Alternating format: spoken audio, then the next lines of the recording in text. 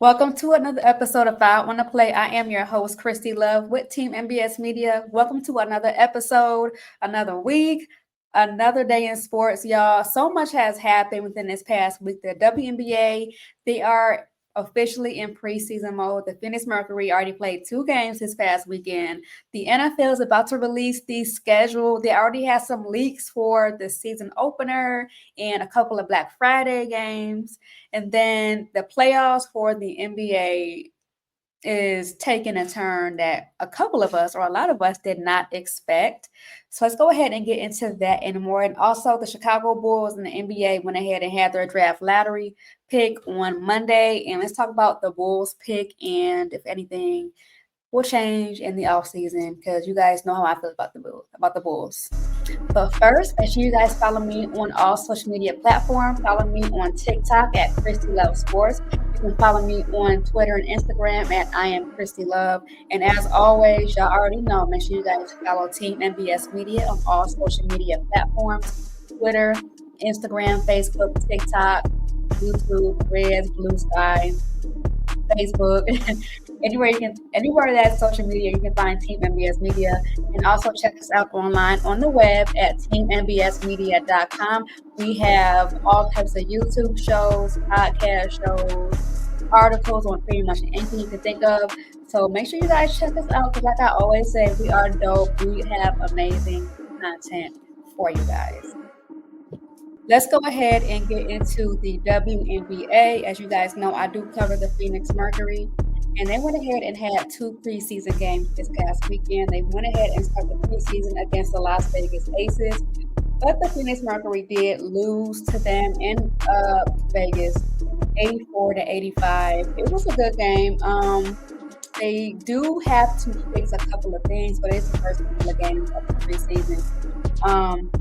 And then they went ahead and played Golden State at home. It was the first home game of the preseason for the Mercury, and they also lost to Golden State 84-79. So a couple of things I've noted that they need to go ahead and fix is they need to tighten up on turnovers. Turnovers has been an issue last year, and it's still very, very early, but that's a big thing I've noticed. Get tighter on defense and then 3-point shooting. However, we can go ahead and talk about some positives with the Mercury. Players to average at least 13 points, 7 rebounds, 3.5 assists in the past 5 seasons combined. And it's 2 of our stars on the Phoenix Mercury: Statue Sapley and Alyssa Thomas. That's really great information to see, as we have 2 of one of the best players in the league right now, in my opinion. So hopefully, as the season continues to go on, we can go ahead and tighten up on areas like defense, rotations, things of that nature, turnovers, playing defense, and, shooting. But like I said, it's really, really early. Nothing too concerning, because all teams around the league are struggling with something right now. But mid-season, come like July, we should not be having most, if not all, of these problems, as we're going to try to go ahead and make the playoffs. But right now, Phoenix Mercury is doing the thing right now. Nothing to complain about. Need to go ahead and get these wins. And because, like I said before, like with the thing we have, the big 3 we have right now, I expect us to make a deep run in the playoffs. There's no excuses, none. So our next preseason game is at home against the Seattle Storm. Saturday, May 17th, tip-off is at 7 o'clock Mountain Time. Make sure you guys check in with me, as I'm going to be trying to do, live tweeting during the Mercury game to go ahead and get my followers up on the W.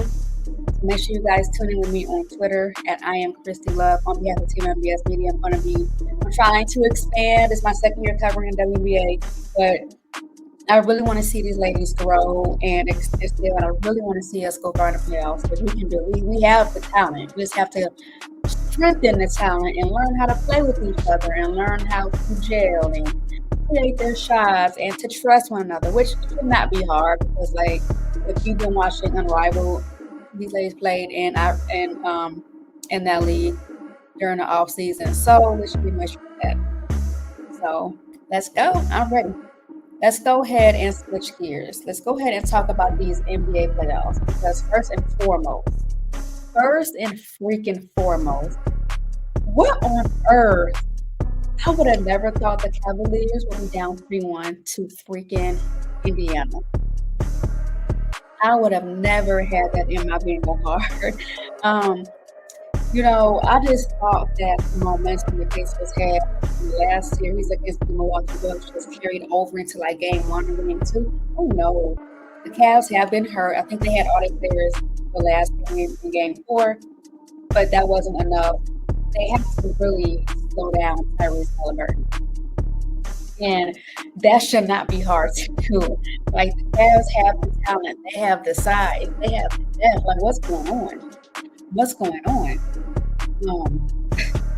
What is going on? I took some notes.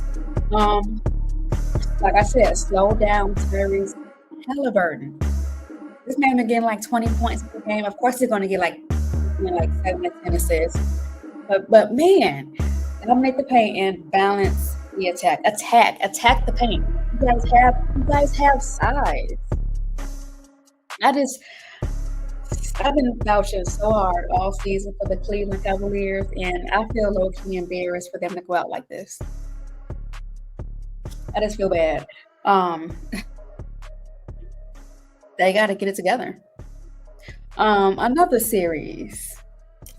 Golden State. They're down to the Minnesota Timberwolves. Like, I knew Ant-Man was like that, but I didn't think they would make a deep run in the playoffs how they have been. Now, granted, Curry is hurt, and when the Golden State got Jimmy Butler, in my opinion, I would have thought Jimmy Butler would be the go-to guy next to Curry. Butler hasn't shown up for real. What has he done? He don't shoot the ball. He passes it. Open. Break that shot, shoot it, and become the guy. Because Curry is out. I doubt he's going to play the next game. He's not going to play game 5. He might. Some say he might. Some say Golden State might win the next game. But come on. I was watching the game last night, and they had Draymond running point, bringing the ball down court. I don't know. But in my opinion, Draymond is not a scorer no more. He facilitates, get the rebound, even the assist. But Jimmy Butler, you brought on to the score, help with scoring, and you just not showing up for it. You're not showing up. What's going on?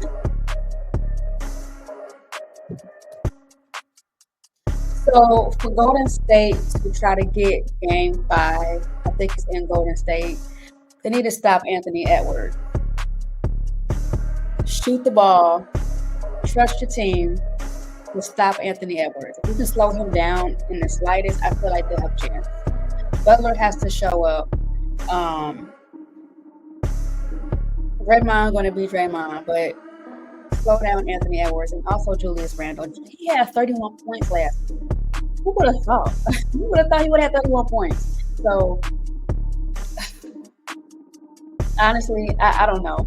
I really think Golden State going to lose the series in the next game. But who knows? If they get Curry back, then they'll probably Golden State will probably win the next game.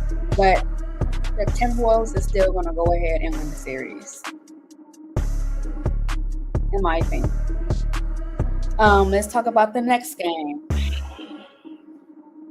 The New York Knicks versus the Boston Celtics. It's like all the teams you expect to dominate in the playoffs are not dominating. Boston is down 3-1. Let's talk about the elephant in the room. We all know Jason Tatum went down. It was just announced that he tore his Achilles. He had a non-contact injury, and when I saw it, I immediately said, "Oh, that was just like Dame." Remember Dame in the last series, round 1 of the playoffs?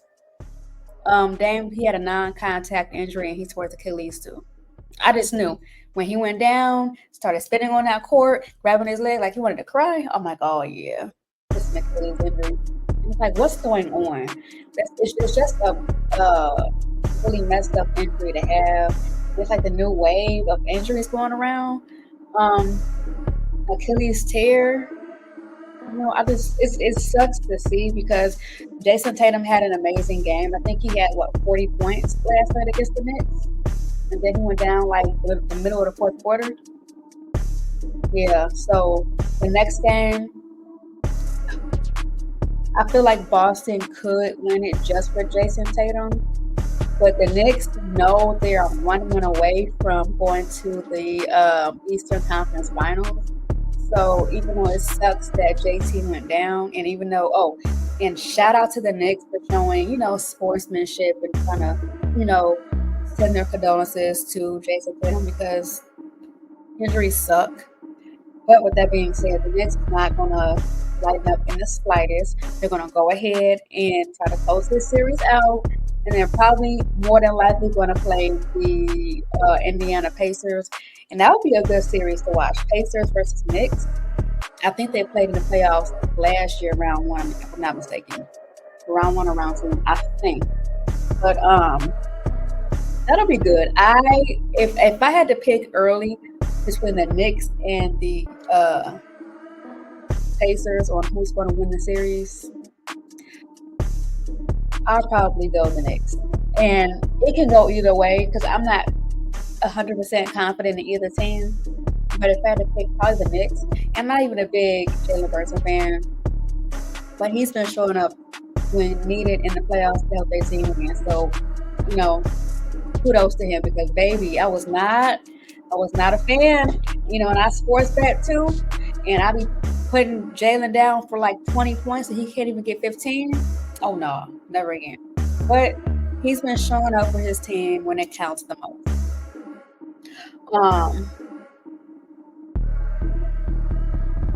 So for the Knicks to go ahead and win this series, keep shooting, hitting them threes. They don't have Jason Tatum to slow down anymore. So the next big guy may be Porzingis. I feel like Porzingis plays well when either Jaylen Brown or when JT is out. They also have Pritchard. They also have Derek White. So they definitely have some depth and they have some shooting. So just because JT is out, still don't let up on Boston. That's what it is. And then the series that is tied 2-2. The Denver Nuggets versus the Oklahoma City Thunder. I think SGA can go ahead and pull this one out. It's a good series. It could go either way. Of course, if the Thunder have won a chance to win this series, you cannot stop the Joker in the slightest. But if you somehow slow him down, they can go ahead and essentially win the series. I'm pulling for OKC, but it's the Joker. But my heart is going towards OKC. That's just me. So I do want to switch gears. Still on basketball, but I want to go ahead and switch gears. As you all know, the NBA draft lottery happened this past Monday, May 12th, and I'm going to go ahead and run down the top 14 spots. So number one, we all know the Dallas Mavericks got the number one pick in the NBA draft, and we already know the flag is going to Dallas. It's not fair. We trade Luka for 80 just to get the number one pick. Dallas already had Paige for the WNBA, the number one pick. Now the Mavericks, it's not fair. I wish the Bulls could have the number one pick. I think Dallas had like a less than 1% chance of getting the number one pick. They got it. Like, I don't know. But number one pick go to Dallas. Number two is the San Antonio Spurs. Still a good pick. They went ahead and got De'Aaron Fox in the during the season before the deadline. Chris Paul, he's still there. I'm not sure if he's going to retire or not. And of course, they have women. So the number two pick, they're set. They're set, in my opinion. Number three, you have the Philadelphia Eagles, the Philadelphia 76ers. Number three pick in the NBA draft. Number four is the Charlotte Hornets. Number fifth pick in the NBA draft is the Utah Jazz. 6, Washington Wizards. 7, the New Orleans Pelicans. 8, Boston Nets. I'm sorry, Brooklyn Nets, not Boston. 8th pick is the Brooklyn Nets. 9 is Toronto Raptors. 10th pick in the NBA draft is the Houston Rockets. The 11th pick is the Portland Trailblazers. The 12th pick is my Chicago Bulls. 13th pick is the Atlanta Hawks. And the 14th pick again is the San Antonio Spurs. So, you all know I am a Bulls fan. Been a Bulls fan since the Scott Skiles era, when we had Ben Gordon, Kirk Heinrich, Andres Nocioni, Luol Deng, and when the Bulls had got lucky and got the number 1 draft pick, we went ahead and got Derrick Rose. The Bulls have not done anything since the Derrick Rose era. We tried when we got Zach LaVine. That didn't work out. We went ahead and got DeMar DeRozan. They tried, went to the playoffs his first year and lost to the Bucks. Then this past NBA season, we got embarrassed after winning after we played good. We played good after the All-Star break this year, just to get embarrassed in the play-in against, I forgot who it was, Atlanta, Miami? I think it was Miami. We got embarrassed. We got blown out to the water against Miami in the play-in. So now we have the number 1. Now we have the 12th pick in the NBA draft. And to be real with y'all, the Bulls are always around that 10th, 11th, 12th, 14th pick. We have not had a top pick since Derrick Rose, and that was 12 years ago. Derrick Rose is retired. He's retired from playing basketball. So that says a whole lot.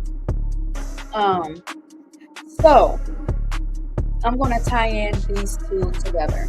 As you all know, Giannis is going to test the waters of free agency this year. Realistically, I don't think he's going to leave Milwaukee, but he's going to see what's out there. And the Bulls' name have been coming up quite a bit. So with that being said, what do the Bulls have to offer to get Giannis?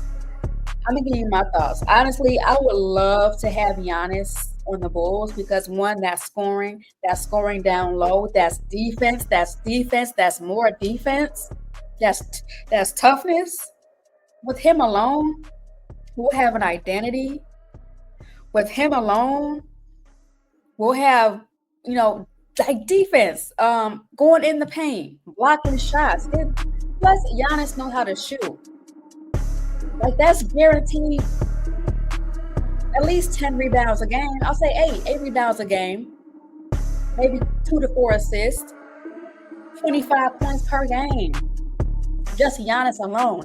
And if you bring Giannis, that will also help recruit other key players that can play around him.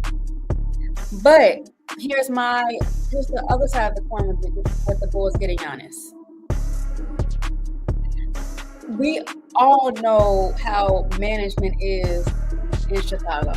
I just don't want to waste this man's time bringing him in Chicago just for another failed 3 seasons, because he could have stayed in Milwaukee for that, to be real. I just don't want to waste his time. And I feel like I just know Randolph and them in the front office, and I don't really trust AK like that. In the press conference after the play-in, this man said, "Give me more time." What do you mean, give me more time? You've been the GM for the past, my daughter is 7. So I want to say the past 5 years, more or less, you've been the Bull. More time for it. You didn't sign Zach LaVine when we had him to a 5-year, I think it was $200 million contract. He's gone. You couldn't get a deal done with DeMar, because DeMar, he would have stayed. He wanted to stay. He would have stayed. He's gone. We still have Booch. We signed Billy Donovan to this contract, and he's not a good coach, in my opinion. What do you need more time for? What is your goal? What's the end goal? What's your plan? You don't have one. So I say all that to say, if we get Giannis, I will love it. I promise you I will. But I just know the Bulls management. I don't want to waste this time. But if we do get Giannis, what do we give up? We have Kobe White. We have Josh Giddey. We have Gonzalez. He's a rookie. He's not going nowhere. The 12th pick in the draft. We have Patrick Williams. Like, we don't even have enough to do this. I'm not sure exactly right now what's the salary cap for this offseason and contract. We'll get into that later. But just off the rip of hearing this alone, the Bulls honestly have to offer. I'm going to make this a tweet and a poll on my page that I am Kristy Love, and probably on Instagram too. What can the Bulls give up to realistically get Giannis in Chicago? And then two, you guys know I'm a Dame fan. Do you bring Dame to Chicago? I will give up Kobe the 12th pick for Dame and Giannis in Chicago and build around. Think about it. Chicago is a sports city. We got the Bears, the Bulls, the Blackhawks, the Cubs, the White Sox. It's a sports city. We love our team. We stick it in, obviously. The fans treat the players good. So, I mean, it's a really good sports city. It's bigger than Milwaukee. Because realistically, Dame want to go to Miami. Giannis got the ring in Milwaukee.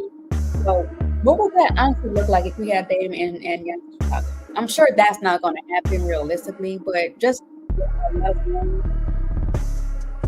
I see it. Like, maybe after the second year, if we get Giannis, we need to go far in the playoffs, maybe. Because with what we had right now, look at the run the Bulls had after the All-Star break with just Kobe White and Josh Giddey alone, and of course Booz Ellis. But don't forget that Laker buzzer beater.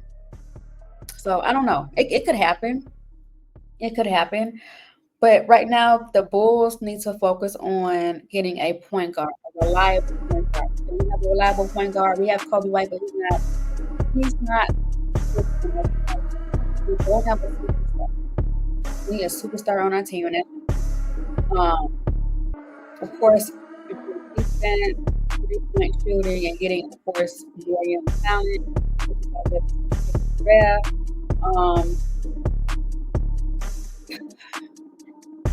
The Bulls just haven't been the same since Derrick Rose scores 18. I hate to keep going back to that, but we haven't. I don't know what else we can do outside of the management from top to bottom that's going to help with that. Because I don't think we're going to get Giannis. It'll be nice, but I don't think we'll get him. We don't have enough. And Bulls management teams around the league they know what's what. They know it. But that's just my opinion about the Bulls. If you don't get Giannis, get young talent, build around what we have. Try to keep Kobe White, try to sign and keep Josh Giddey. Try to get rid of Patrick Williams because that man is so garbage. Like, he made garbage for playing. He's so freaking garbage. Like that, and that's for real. But try to get a superstar in the offseason. I'm not for sure off the top of my head who's available as far as superstars besides Giannis, but try to get a superstar, a star. Because we need direction, we need defense, we need consistent shooting, 3-point shooting, facilitating. That guy that we can count on in the clutch. We don't have that. I guess you can semi-say Josh Giddey for the clutch. Vooch, he's going to be gone in the offseason. So, I don't know. But we'll see. My hopes is not up in the slightest. I know my team. But we'll see. 12th pick. Let's see who's out there. And try to go ahead and build this top contending team for the Bulls. All right, so let's go ahead and switch to the NFL. As you all know, they went ahead and talked about the schedule release. So they went ahead and released Week 1, the season opener for the 2025 NFL season. Game 1 of the season is going to be the Dallas Cowboys versus the Philadelphia Eagles in Philly. So football is coming, y'all. It's coming. We already have to be in June soon. Then July is training camp. August is preseason. And September is the start of the season, September 4th. So I'm here for it. I'll be watching. Dallas already got the L. They already own one in the season. Sorry, Mom. I love you, but Dallas is not going to beat the Eagles. The Eagles just won the Super Bowl. They're champions. They're going to have their ring ceremony. Dallas is not going to ruin that for them. Sorry. I'm not even an Eagles fan like that, but that's not going to happen. They went ahead and announced a couple of more games. So this game, I was hoping the Bears will play the Eagles earlier in the season because one, it's going to be an outside game. It's in front of Lincoln Financial Field or Stadium. But it's Bears Eagles on Black Friday, and I'm like, oh. Normally the Bears play the Lions around Thanksgiving, but they're gonna go ahead and play the Eagles. And shout out to my girl Simone. She covered the Eagles. Follow her on social. She's dope. I was gonna try to link with her to go to the Eagles game, but like she's on TikTok, she's with her mama in there, and so do I. So I don't know. But it's gonna be the first time we see Caleb Williams play Jalen Hurts. And it should be a good matchup. I know last year, Bears versus Lions on Thanksgiving in front of the whole world got extremely embarrassed, especially at the last minute, 20 seconds, when either police did not want to call a timeout to try to figure out how to get the first down to kick the field goal to tie the game and go to overtime. Remember that disaster? So hopefully this game will not be as bad as last year because the Eagles are still stacked. They have a squad, okay? But I don't know. I have a little bit of PTSD for primetime games because all primetime games we play bad. Washington, that game was a complete disaster. Bears Lions on Thanksgiving, disaster. Bears Vikings on Monday night, disaster. Bears Packers, disaster. However, they also released week 16 of a doubleheader for the Saturday games. As you guys know, as it gets close to the end of the season in the playoffs, they go ahead and have Saturday games.